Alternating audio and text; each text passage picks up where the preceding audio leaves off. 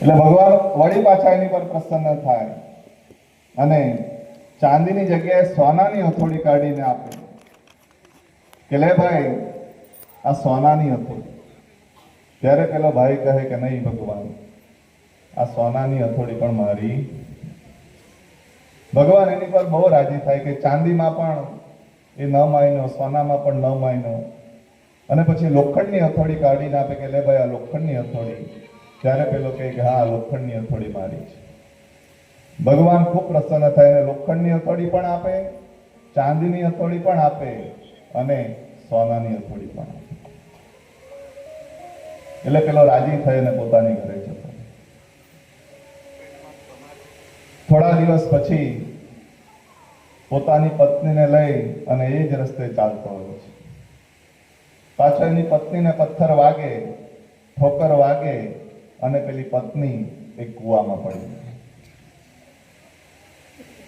જેવી પત્ની કૂવામાં પડી જાય એટલે પેલો પાછો પ્રાર્થના કરે કે હવે શું કરું. એટલે ભગવાને પ્રાર્થના સાંભળી લીધી અને એક અપ્સરાને બહાર કાઢી. ભગવાને કીધું લે આ તારી પત્ની. એટલે પેલાએ કીધું હા ભગવાન લાવો, આજ મારી પત્ની છે. ભગવાને કીધું સોનામાં ન લોભાણો, ચાંદીમાં ન લોભાણો, ના પત્નીમાં લોભાઈ ગયો, અપ્સરામાં આટલો લોભાવી ગયો. ત્યારે પેલાએ કીધું કે ભગવાન અપ્સરામાં નથી લોભાણો, પણ જો અપ્સરાને ના પાડું તો તમે એની કરતા સારી બીજી અપ્સરા કાઢો. એની પણ ના પાડું તો તમે મારી જે પત્ની છે એને બહાર કાઢો. એને હું આ પાડું અને પછી રાજી થઈ અને તમે મને 3 આપી દો. આ એક મારથી હચવાતી નથી, 3 કઈ રીતે સાચું?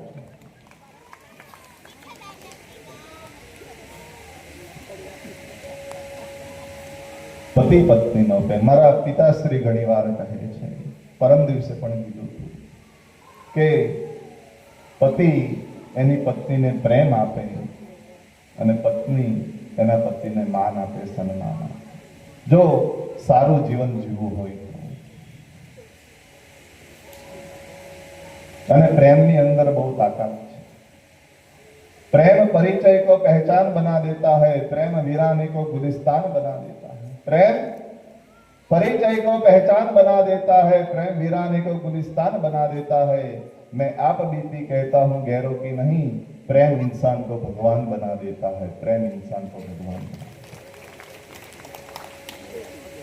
जो नफरत बस्तियां बर्बाद करती है भला बनकर, जो नफरत बस्तियां बर्बाद करती है भला बनकर, तो मोहब्बत सूखे खेतों पर बरसती है घटा बनकर. जो नफरत माओ की गोद से बच्चा छीन लेती है, तो मोहब्बत दुल्हनों की मांग को सिंदूर देती है. जो नफरत भाई से भाई का रिश्ता तोड़ देती है, तो मोहब्बत दुश्मनों को भी गुलोजे जोड़ देती है. मोहब्बत काम जो करती वो नफरत कर नहीं सकती. मोहब्बत जिंदा रहती है, मोहब्बत मर नहीं सकती. मोहब्बत प्रेम एक क्यारे मरतो નથી. એટલે અહીંયા ભગવાન શિવ સતીને સમજાવે છે, પણ સતી માનતા નથી અને સતી વગર આમંત્રણે પોતાના પિતાની ઘરે જવા માટે તૈયાર થાય છે. દક્ષ મહારાજની ઘરે હરિદ્વારની બાજુમાં કનખલની અંદર એ સતી વગર આમંત્રણે જાય છે. એની પત્ની વીરણી પ્રજાપતિ એ તો સતીનું સન્માન કરે છે, પણ પિતાજી એની દીકરીનું મોઢું જોઈ અને મોઢું બગાડે છે.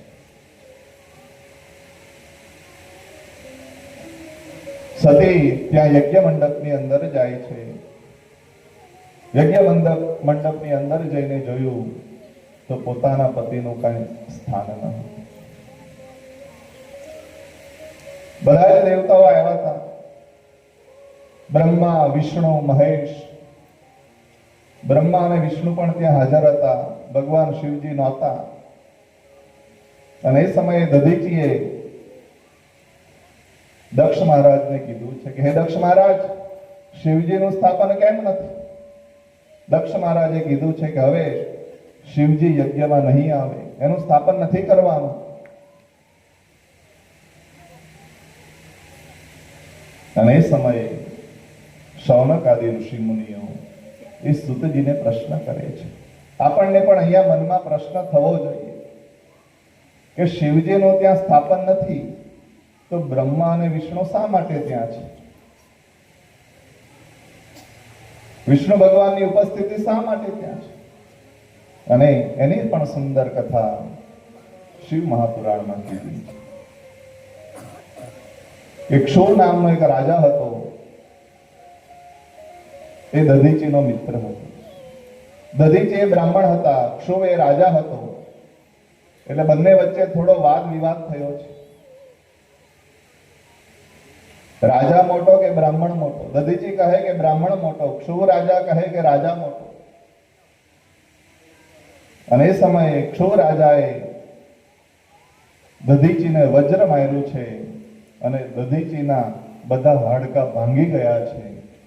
અને દધીચી અહીંયા ભગવાન શિવનું વર્ષો સુધી તપ કરે છે. વર્ષો સુધી દધીચી મુનિએ ભગવાન શિવનું તપ કર્યું અને એ સમયે ભગવાન શિવ પ્રસન્ન થયા. દધીચીને કીધું કે માંગો, તમને શું જોઈએ?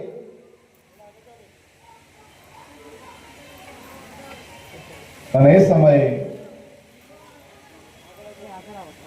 દધીચી મુનિ કહે છે, હે ભગવાન શિવ, જો તમે મારી પર પ્રસન્ન હો, મારી પ્રાર્થના તમે સાંભળી હો, તો મને વરદાન આપો કે મારા જે હાડકા છે એ હાડકા બધા વજ્રના બની જાય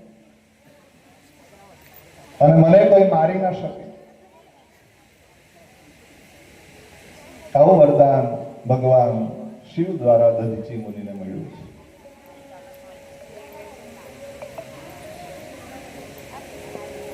આ બાજુ દધીચી મુનિ વજ્રના હાડકા લઈ અને ક્ષુર રાજા સાથે પાછું યુદ્ધ કરવા માટે આવે છે.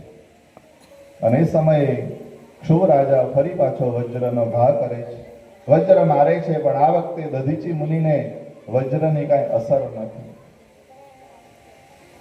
અને દધીચી મુનિ એ ક્ષુર રાજાને મારે છે. શિવ પુરાણમાં તો એમ કીધું છે કે ક્ષુર રાજાના પગની ઉપર ઘા કર્યો છે.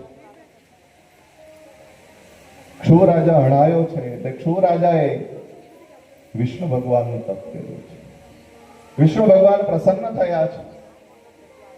વિષ્ણુ ભગવાને કીધું કે માંગો, તમને શું જોઈએ? અને એ સમયે ક્ષુર રાજાએ કીધું કે હે વિષ્ણુ ભગવાન, તમે દધીચી મુનિ પાસે જાઓ. વિષ્ણુ ભગવાન દધીચી મુનિ પાસે આવ્યા છે.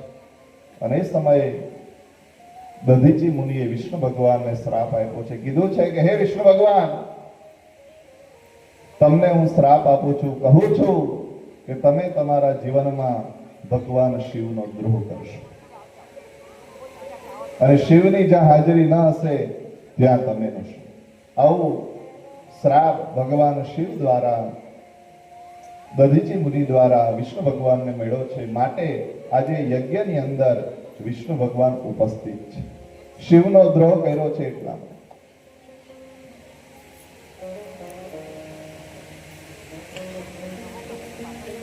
સતી યજ્ઞમાં આવે છે, વિષ્ણુ ભગવાનને જુએ છે, પોતાના પતિનું ક્યાંય સ્થાન ન જોયું અને સતીને ખૂબ ગુસ્સો આવે છે, ભયંકર ગુસ્સો કરે છે. સતી એના પિતાને કહે છે કે હે પિતાજી, બધા જ દેવતાઓને બોલાવ્યા, મને ન બોલાવી, મારા પતિને ન બોલાવ્યા અને મારા પતિ વગર આ દુનિયાનો કોઈ પણ યજ્ઞ સંપન્ન નથી.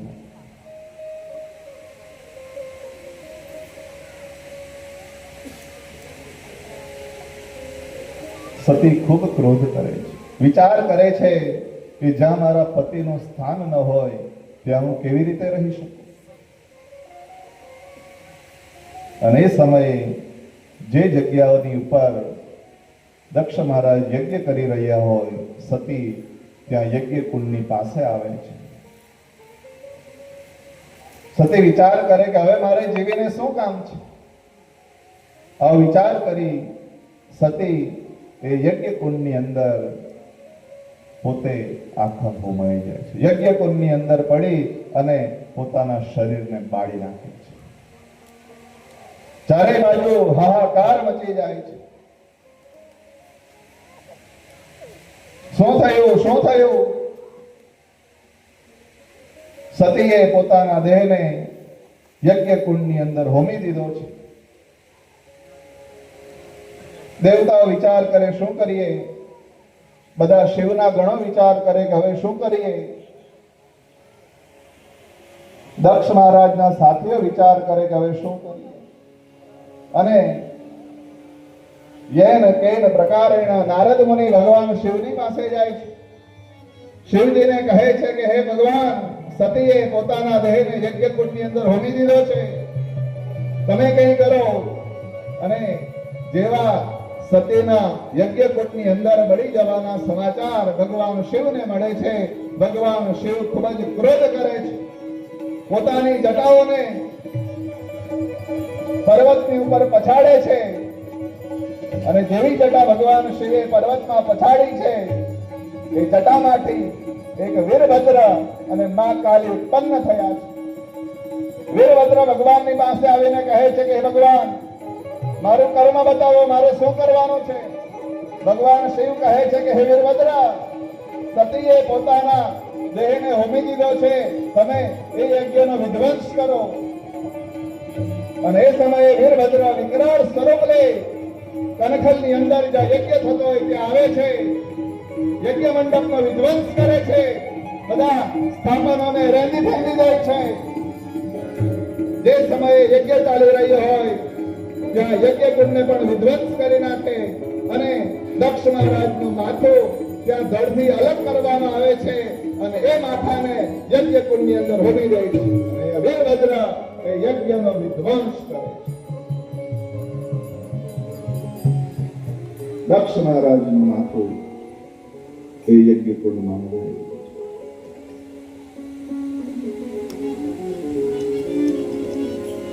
ભગવાન શિવ ખૂબ ગુસ્સો કરે છે, ખૂબ ક્રોધ આવે છે.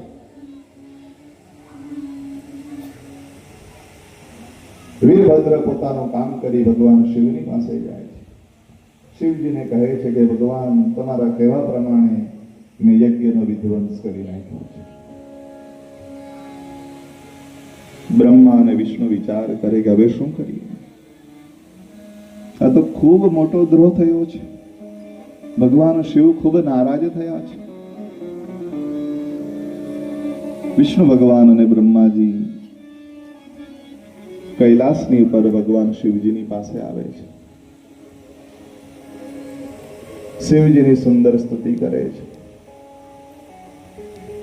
વંદે દેવ ઉમાપતિ સુરગુરુ વંદે જગત કારણમ વંદે પન્નગ ભૂષણમ મૃગધરમ વંદે પશુનામ પતિ વંદે સૂર્ય શશાંક વહનિ નયનમ વંદે મુકુંદમ પ્રિયમ વંદે ભક્ત જનાશયમ ચ વરદમ વંદે શિવમ શંકરમ.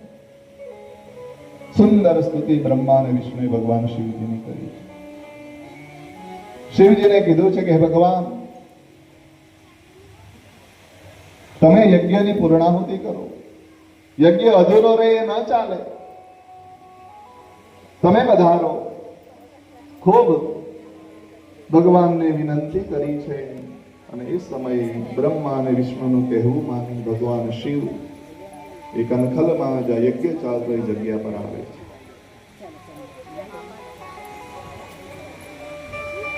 યજ્ઞ કુંડ પાછો ત્યાં બનાવવામાં આવે છે. શિવ કહે કે યજ્ઞ તો પૂરો કરીએ, પણ યજ્ઞ માટે યજમાન પણ જોઈએ. યજમાન ક્યાં છે? એ તો વીરભદ્રે બે ભાગ કરી નાખ્યા હતા. દક્ષ મહારાજનું ધડ જ હતું, માથું તો અંદર હોમાઈ ગયું હતું. અને એ સમયે ભગવાન શિવે એના ગણોને કીધું છે કે હે ગણો, તમે જાઓ, તમને જે પણ મસ્તક મળે એ તમે લઈ આવો. અને એ સમયે પછી શિવના ગણો ગયા છે અને બકરાનું મોઢું એ દક્ષ મહારાજને લગાવવામાં આવ્યું છે.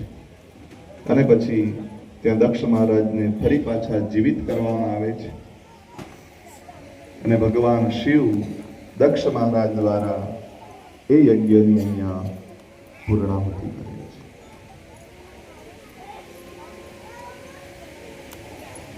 સતી હોમાઈ ગયા છે. ભગવાન શિવ એ સતીના વિયોગની અંદર ઘણા વર્ષો સુધી ધ્યાન મુદ્રામાં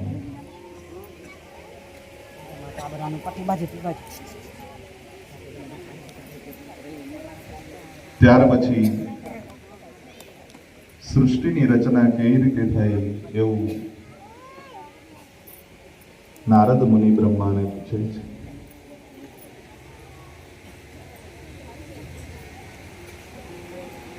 ખૂબ સુંદર કથા છે. શિવ પુરાણ મને ખૂબ ગમે છે. બધી સુંદર સુંદર કથાઓ આ પુરાણની અંદર આવે છે. ભગવાન શિવનું મહત્વ જેનાથી આપણે સમજી શકીએ.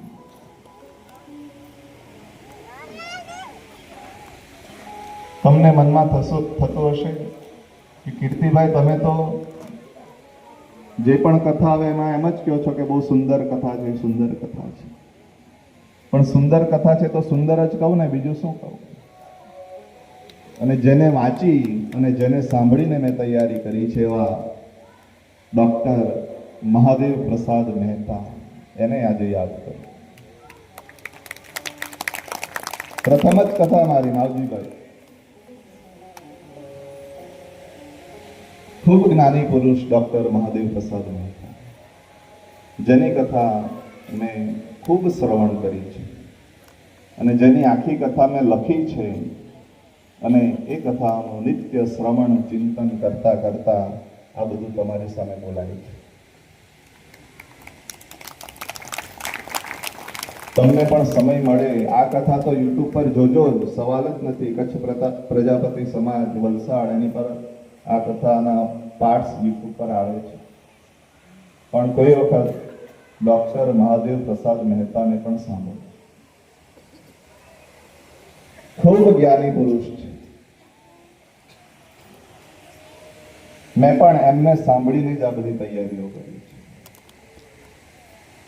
તો સૃષ્ટિની રચના કેવી રીતે થઈ એ કથા કરીએ એ પહેલા 1-2 મિનિટ માટે ભગવાન શિવનું નામ સ્મરણ કરી લઈએ. સબ મિલકર ગાવો આ હરિ ઓમ નમઃ શિવાય. સબ મિલકર ગાવો આ હરિ ઓમ નમઃ શિવાય. ગાવો આ હરિ ઓમ નમઃ શિવાય.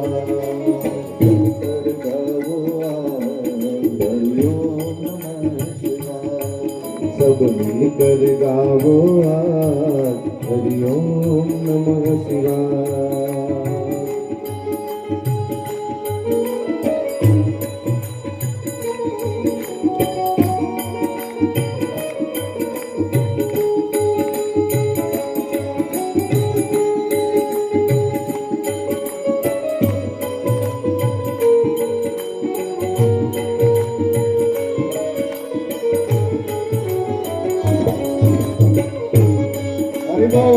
श्री राधे, हर हर महादेव, जय कोटेश्वर, जय रामेश्वर. सब मिलके जाओ, सब तालियां बजाओ. हरि ओम नमः शिवाय, हरि ओम नमः शिवाय, ओम नमः शिवाय, हरि ओम नमः शिवाय, ओम नमः शिवाय, हरि ओम नमः शिवाय, ओम नमः शिवाय, हरि ओम नमः शिवाय,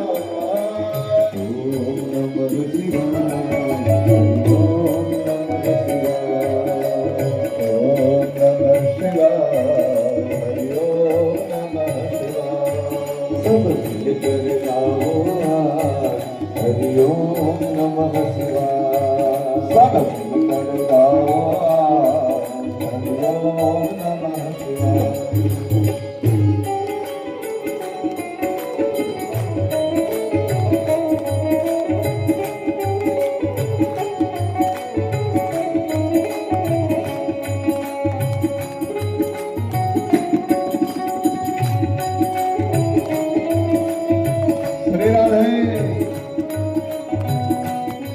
હર મહાદેવ.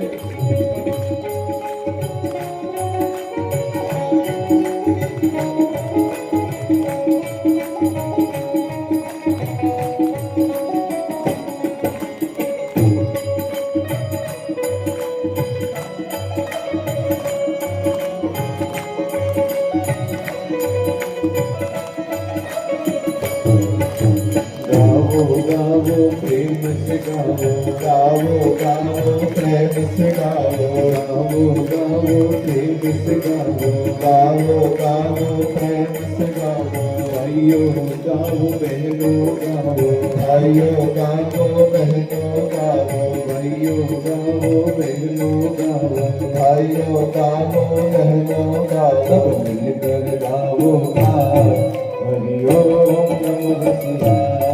સબ મિલકર ગાવો હરિ ઓમ નમઃ શિવાય. ओम नमः शिवाय, हरि ओम नमः शिवाय। ઓમ નમઃ શિવાય હરિ ઓમ નમઃ શિવાય. ओम नमः शिवाय, हरि ओम नमः शिवाय। ઓમ નમઃ શિવાય હરિ ઓમ નમઃ શિવાય. ओम नमः शिवाय, हरि ओम नमः शिवाय। ઓમ નમઃ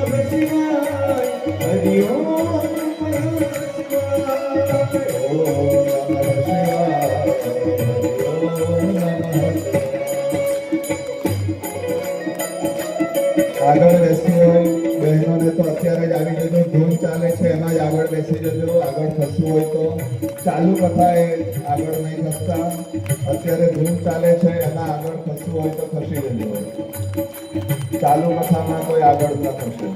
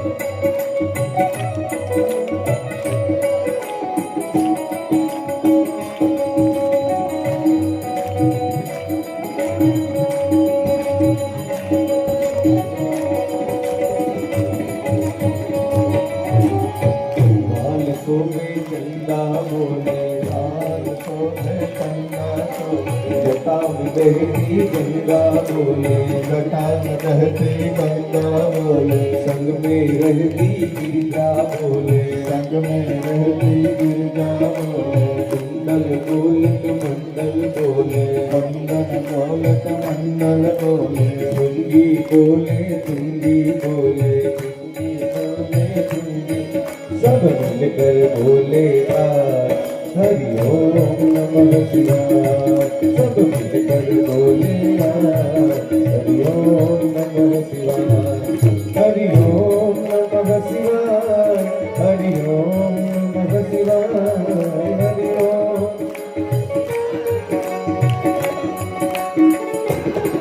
हरि ओम, हरि ओम नमः शिवाय, हरि ओम नमः शिवाय। ઓમ નમઃ શિવાય હરિ ઓમ નમઃ શિવાય.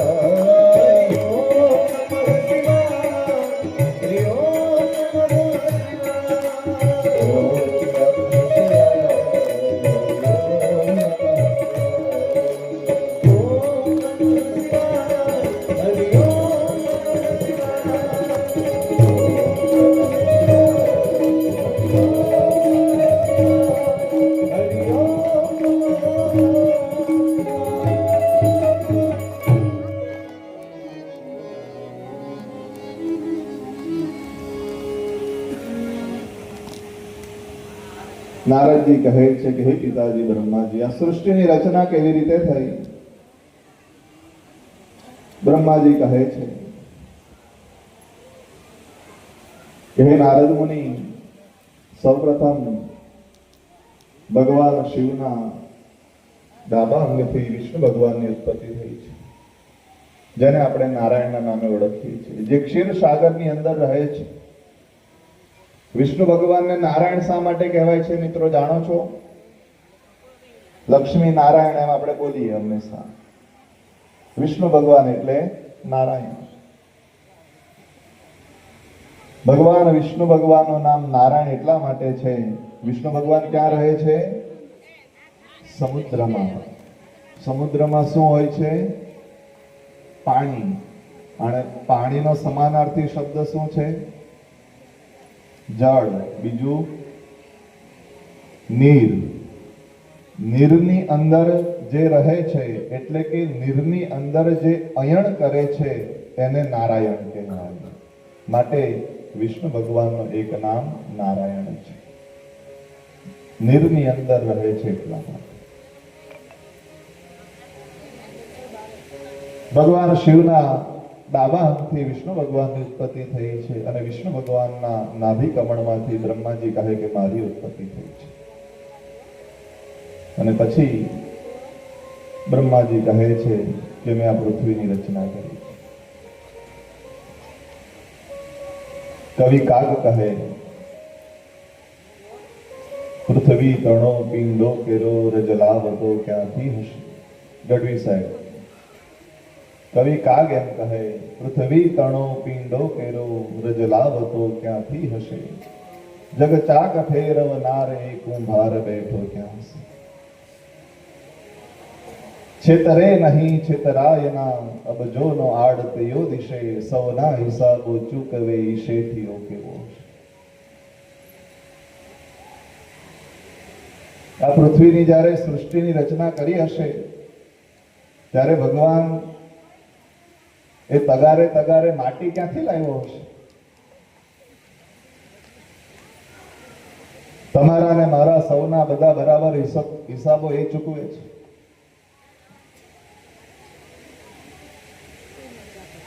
ભગવાનના હિસાબમાં ક્યારેય ખોટ આવતી નથી. કર્મ પ્રમાણે ભગવાન સૌને સરખું આપી જ રહી છે.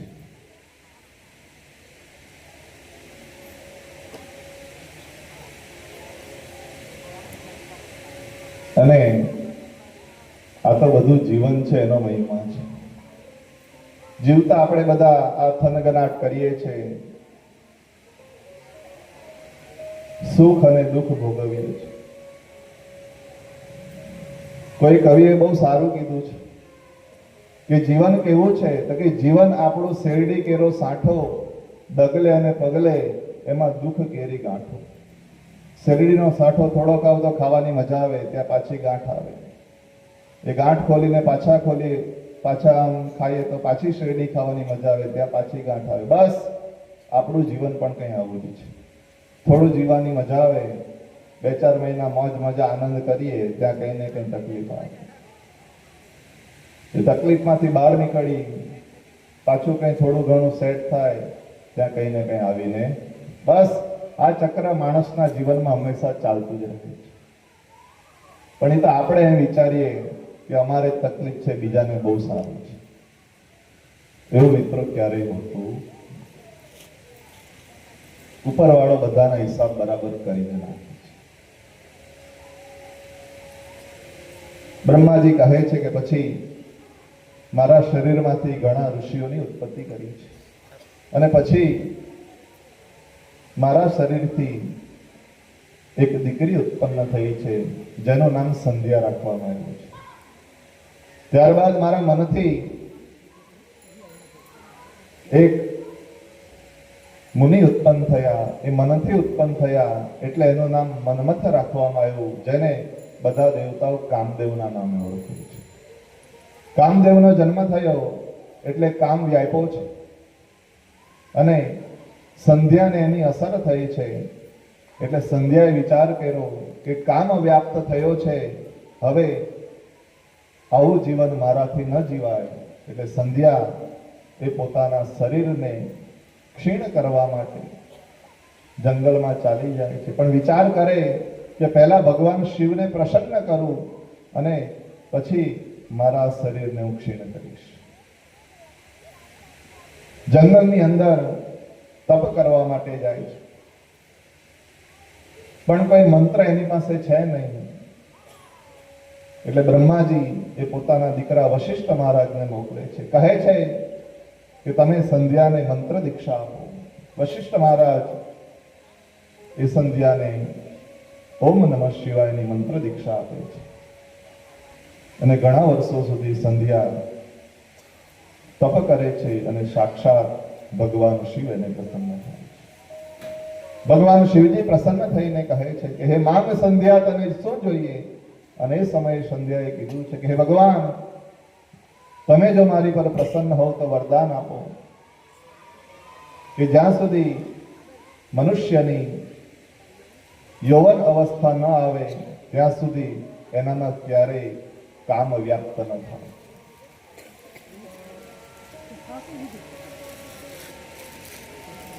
અને આવું વરદાન સંધ્યાએ ભગવાન શિવ પાસેથી મેળવી લીધું છે. ભગવાન શિવે કીધું તથાસ્તુ, નાના નાના બાળકોની અંદર ક્યારેય કામ વ્યાપ્ત નહીં થશે, હું વરદાન આપું છું. જ્યારે મનુષ્ય થોડો મોટો થાય, 15-16 વર્ષનો થાય, પછી જ એનામાં કામ આવે છે. ત્યારબાદ સંધ્યાએ કીધું છે કે હે ભગવાન, હવે મારે મારા આ શરીરને બાળી નાખવું છે, મારે મારું આ શરીર નથી જોઈતું. અને એ સમયે ભગવાન શિવે કીધું છે કે હે સંધ્યા, મેઘાતિથિ નામના ઋષિ 12 વર્ષથી યજ્ઞ કરી રહ્યા છે, ત્યાં તમે તમારા શરીરને યજ્ઞની અંદર હોમી દો, અને બીજા જન્મની અંદર તમને જે પતિ સ્વરૂપે મેળવવા હોય એનું તમે મનમાં સ્મરણ કરજો, કે જેથી બીજા જન્મની અંદર એ જ પતિ તમને મળે. સંધ્યા એ યજ્ઞની અંદર જાય છે, વિચાર કરે કે બીજા જન્મમાં કોને પતિ તરીકે મેળવું. વિચાર કર્યો છે કે જેણે મને મંત્ર દીક્ષા આપી છે એ વશિષ્ઠજીનું મનમાં સ્મરણ કર્યું, અને સંધ્યાએ વશિષ્ઠજીનું મનની અંદર સ્મરણ કર્યું છે, અને પોતાના શરીરને યજ્ઞની અંદર હોમી દીધું છે. એ સંધ્યા બીજા જન્મની અંદર અરુંધતી થાય છે, અને વશિષ્ઠ મહારાજ સાથે એ અરુંધતીનું લગ્ન થાય છે. યુવાન કાળની અંદર સંધ્યા ભગવાનને મેળવી લે, પોતાના શરીરને હોમી દે છે, અને સુંદર વરદાનની પ્રાપ્તિ કરે છે. એટલે ભગવાનની જો અવસ્થા કોઈ વધારે ગમતી હોય તો એ યુવા અવસ્થા ભગવાનને ખૂબ ગમે છે. અને એટલે જ અમારા સ્વાધ્યાય પરિવારના જે ભક્તો છે એ હંમેશા એક ભજન ગાય છે જે મને બહુ ગમે છે. ઉભરાતો યૌવન યોગેશ્વર ને આપજે, ઉભરાતો યૌવન યોગેશ્વર ને આપજે, કામ કરે ભક્તોના જીવન દીપાવજે, કામ કરે ઈશ્વરના જીવન દીપાવજે.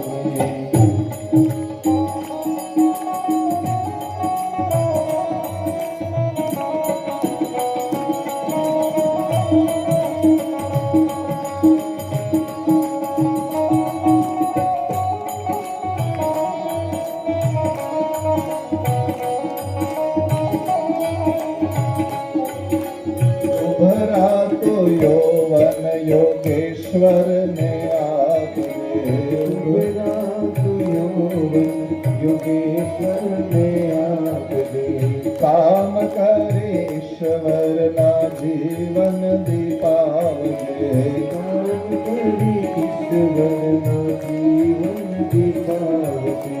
શક્તિ છે તારામાં કરતો જાતા, તારી સાથે તુજો છે યોગેશ્વર ભગવાન.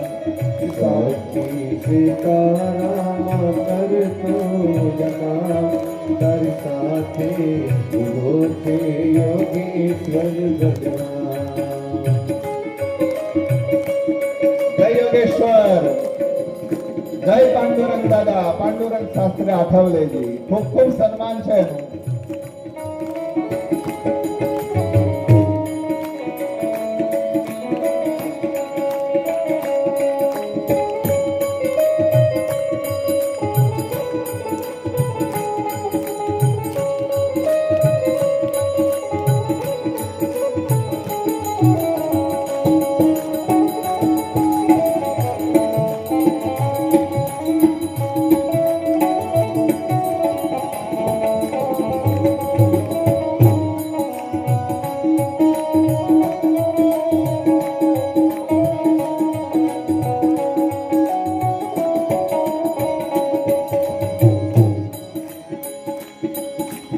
જીવનમાં લાચારી લેશ તો ન લાવજે.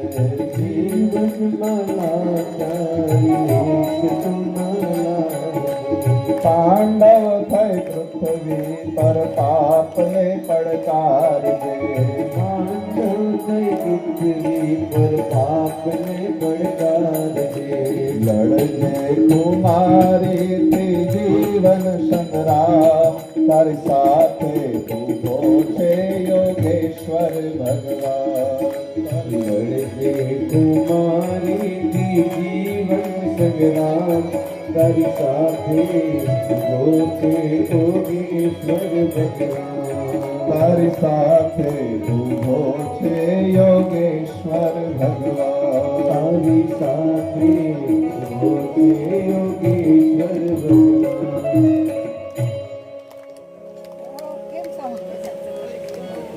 પાંડુરંગ શાસ્ત્રી આઠવલેજી દાદાજી ખૂબ એને યુવાનો ખૂબ ગમતા હતા, અને જે પણ જય યોગેશ્વરના ભક્તો હશે, જોડાયેલા હશે, એમને ખ્યાલ હશે.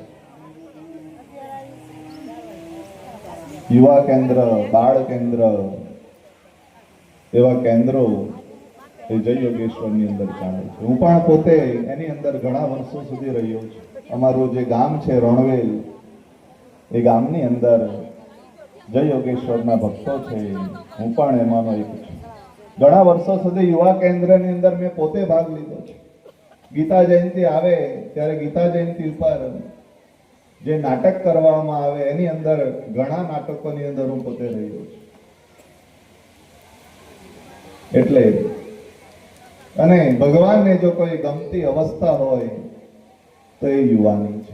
એટલે મિત્રો એમ નહીં વિચારતા કે 50 વર્ષ પછી કે 60 વર્ષ પછી ભગવાનની ભક્તિ કરશું. ભગવાનની ભક્તિ કરવાની સાચી ઉંમર હોય તો એ યુવા અવસ્થા છે. સાદી ભાષામાં સમજાવું તો તમને ખીલેલું પુષ્પ ગમે કે મુરઝાયેલું પુષ્પ ગમે? ખીલેલું પુષ્પ બધાને ગમતું હોય છે. એમ ભગવાને આપણને આટલું સુંદર શરીર આપ્યું હોય તો એની યુવા અવસ્થા આવે ત્યારે ભગવાનને ભજો તો ભગવાન આપણી પર ખૂબ રાજી થાય છે. બાકી તો કોઈને પૂછીએ કે ભાઈ કેટલા વર્ષ થયા, તો આપણને એમ કહે કે ભાઈ 50 વર્ષ થયા. પછી આપણે કહીએ કે 50 વર્ષ કેમ નીકળી ગયા, તો એ કહેશે 50 વર્ષ નીકળી ગયા એની ખબર પડી. ભલા માણસ 50 વર્ષ નીકળી ગયા એની ખબર નથી પડી, કાલે જીવન પણ પૂરું થઈ જશે એની ખબર પણ પડવાની.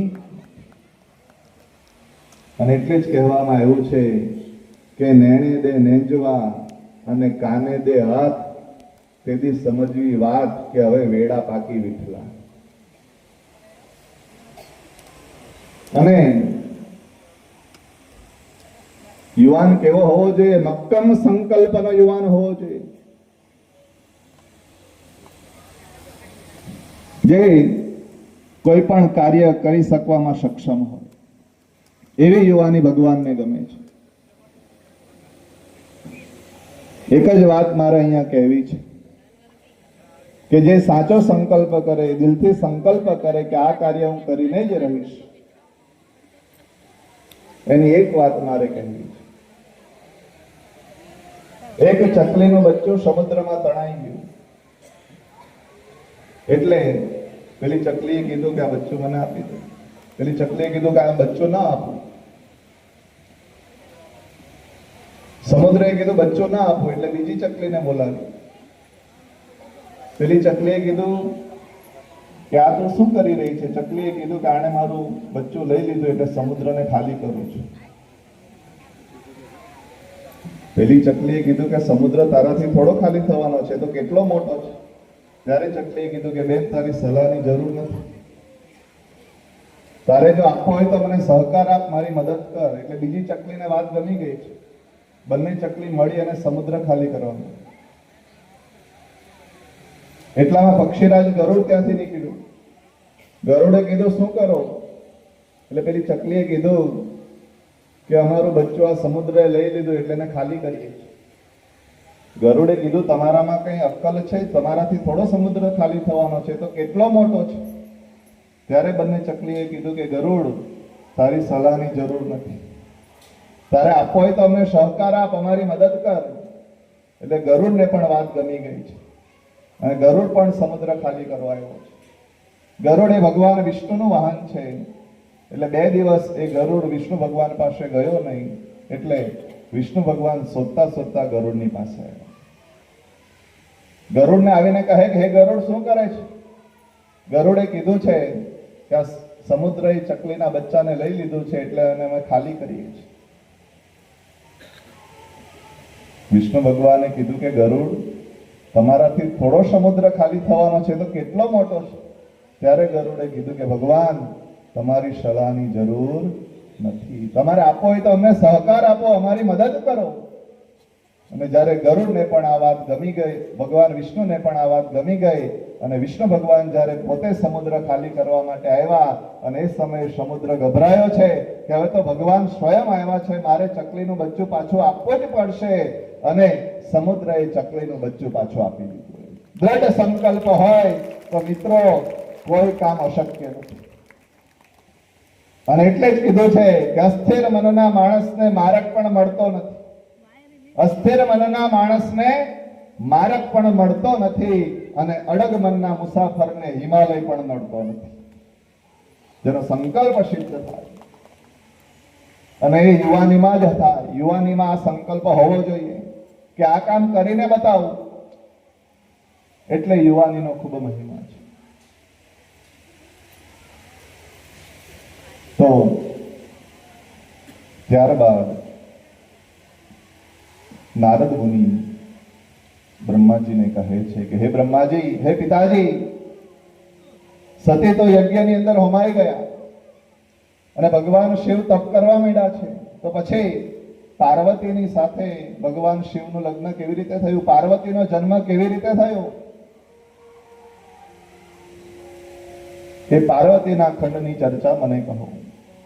અહીંયા સતીખંડ પૂર્ણ થાય છે અને હવે પાર્વતી ખંડ પ્રારંભ થાય છે. કદાચ કોઈ ઘરે શિવ પુરાણ વાંચતું હશે તો એમને આ ક્રમ ખ્યાલ હશે. વાંચો છો? કેટલા જણા વાંચો છો? વાહ, ખૂબ સારું. એમ તો સારું ન કહેવાય કે આટલા બધામાંથી ખાલી આટલા જ વાંચે છે, એ સારું ન કહેવાય. બાકી વાંચે છે એ સારું કહેવાય છે. ખૂબ ખૂબ ધન્યવાદ તમને. ભગવાન શિવ ખૂબ કૃપા કરશે.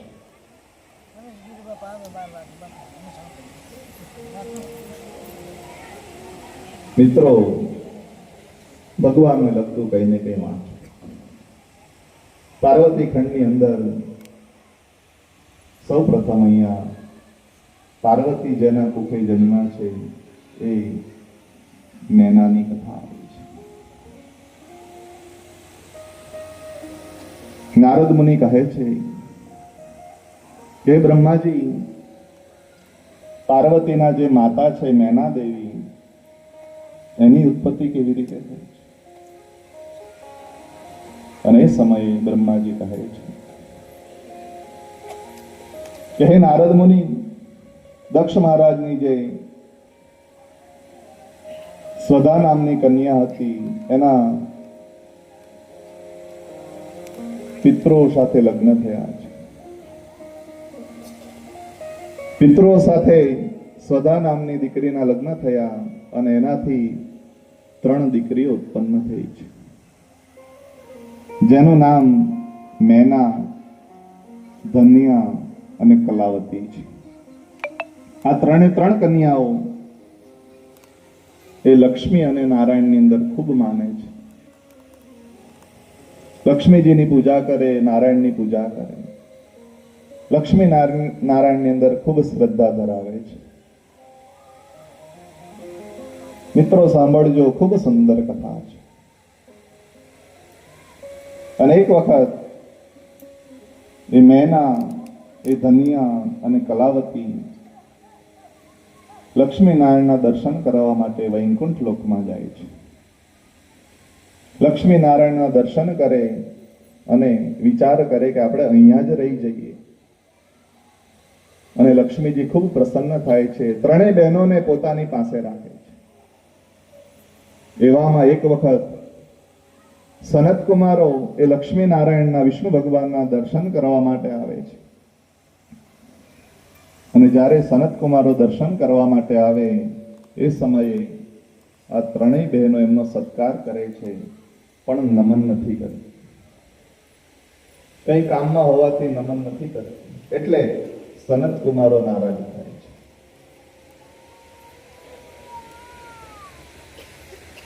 જ્યાં પણ વડીલો મળે, ગુરુ મળે, માતા પિતા મળે, એને અવશ્ય નમન કરવા જોઈએ. સંસ્કૃતમાં એક ખૂબ સુંદર સુભાષિત છે કે નમંતી ફલીનો વૃક્ષાઃ નમંતી ગુણીનો જન શુષ્ક કાષ્ટસ્ચ મૂર્ખસ્ચ ન નમંતી કદાચ. આ પૃથ્વી પર કોણ કોને નમી જાય? તો કીધું નમંતી ફલીનો વૃક્ષાઃ. જે ઝાડવાને ફળ આવે ને એ ઝાડવું હંમેશા ઝૂકી જાય. અને નમંતી ગુણીનો જન, સારો માણસ, ગુણવાન માણસ હંમેશા નમી જાય. આપણે તો 300-500 ની નોટ ભેગી થાય તો 2 ફૂટ હવામાં ઉઠે. અમારી જેવું કોઈ નહીં.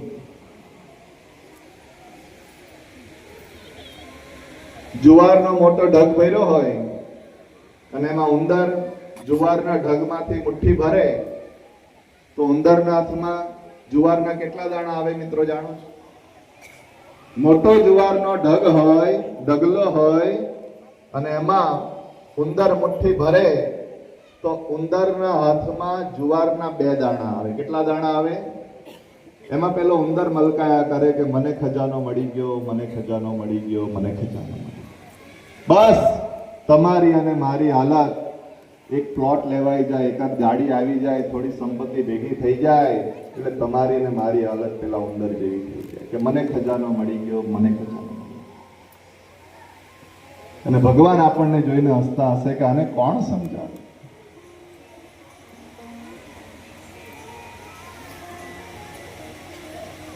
એટલે નમંતી ફલીનો વૃક્ષાઃ નમંતી ગુણીનો જન. સારો માણસ હંમેશા ઝૂકી જાય, નમી જાય, પણ કોણ ન નમે? તો કીધું છે શુષ્ક કાષ્ટસ્ચ મૂર્ખસ્ચ ન નમંતી કદાચ. એક તો સુકાઈ ગયેલું લાકડું અને મૂર્ખ માણસ એ ક્યારેય કોઈને નમતા નથી. સૂરજ છું છતાંય નમી જાઉં છું, સૂરજ છું છતાંય નમી જાઉં છું, એટલે જ તો બધાને ગમી જાઉં છું. સૂરજ જેવો સૂરજ સાંજ થાય ને એ પણ નમી જાય છે અને સાંજ બધાને ગમતી હોય છે.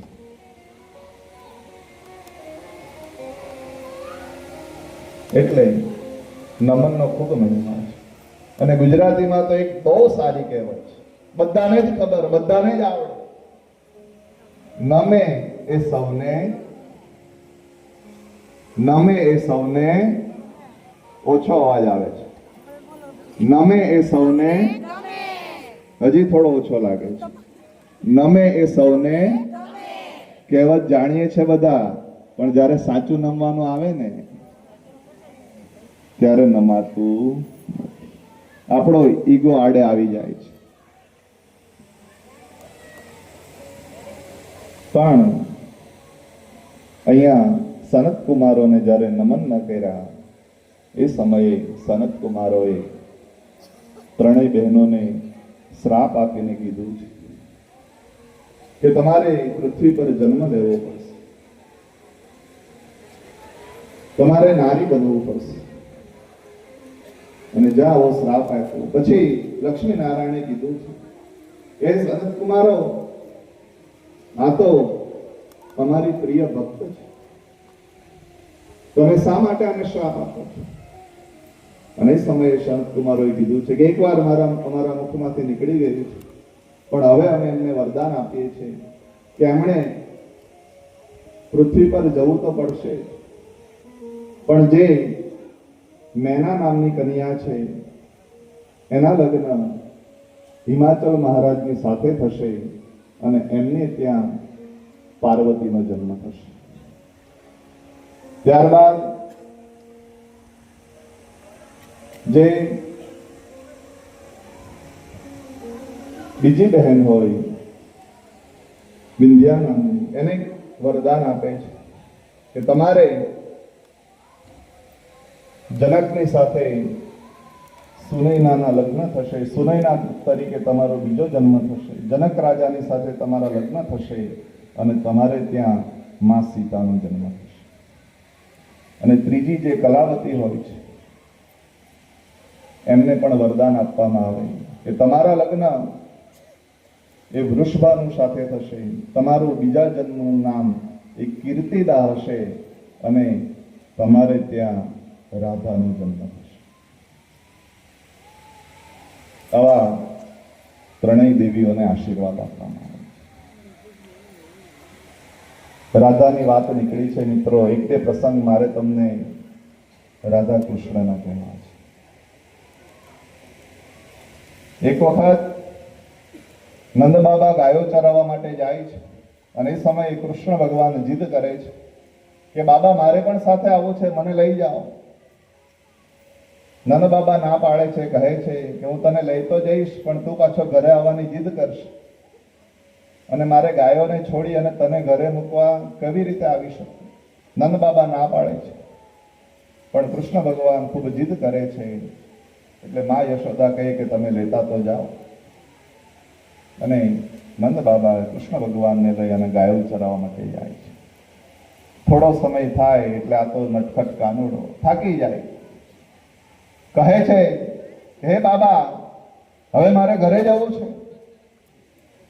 નંદ બાબાએ કીધું પહેલા જ કીધું તને ના જ પાડીથી આવવાની, હવે શું કરીશ? અને એ જ સમયે રાધાજી ત્યાંથી નીકળે છે. નંદ બાબા કહે છે કે હે દીકરી અહીંયા આવો,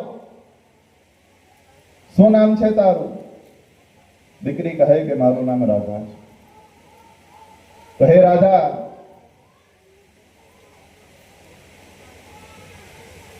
તું અમારા દીકરાને ઘરે લઈ છે. અને એ સમયે કૃષ્ણ ભગવાને પ્રથમ વખત અહીંયા રાધાજીને જોયા છે અને કવિઓ કહે છે કે જબ દેખી વૃષભાનુજા હૈયે બીચ ઉઠી હો બંસી હોઠન પે રહી એમાં ફિર ન લાગી હો. કૃષ્ણએ જ્યારે સૌ પહેલી વખત રાધાનું દર્શન કર્યું છે અને કવિએ કીધું છે કે જબ દેખી વૃષભાનુજા હૈયે બીચ ઉઠી હો બંસી હોઠન પે રહી એમાં ફિર ન લાગી. અને રાધાએ જ્યાં કૃષ્ણનો હાથ પકડી અને કીધું છે કે ચાલ મારી સાથે. અને એ સમયે કવિઓ લખે છે કે હે રાધા તું બડ ભાગિની તુને કોન તપસ્યા કી. હે રાધા તારું નસીબ કેટલું સારું છે, તું એ કઈ તપશ્ચર્યા કરી છે. હે રાધા તું બડ ભાગિની તુને કોન તપસ્યા કી तीनो लोक के तारणहार आज तेरे हाथ. એવી તો કઈ તપસ્યા છે કે જ્યાં ત્રણેય લોકને તારવા વાળો, ત્રણેય લોકને રસ્તો બતાવવા વાળો એ આજે તારો હાથ પકડીને ચાલી રહ્યો છે. આ સુંદર રાધા અને કૃષ્ણનું મિલન ભાગવત ગીતમાં છે. આ તો રાધાની વાત નીકળી એટલે કહેવાનું મન થયું. એકવાર સુરદાસજી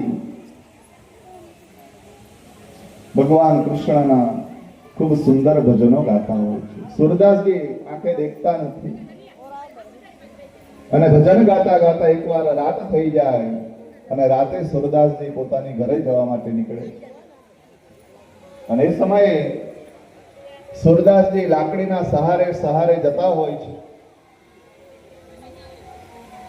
અને આગળ જતા કૂવો આવે છે. જો સુરદાસજી એ જ રસ્તે આગળ ચાલે તો કૂવામાં પડી જાય એવી પરિસ્થિતિ આવી જાય. અને કૃષ્ણના પ્રિય ભક્ત હોવાથી કૃષ્ણ વિચાર કરે કે આ તો મારા ભક્તને કૂવામાં પડવું પડશે. એટલે કૃષ્ણ ભગવાને નાના બાળકનું રૂપ લે છે.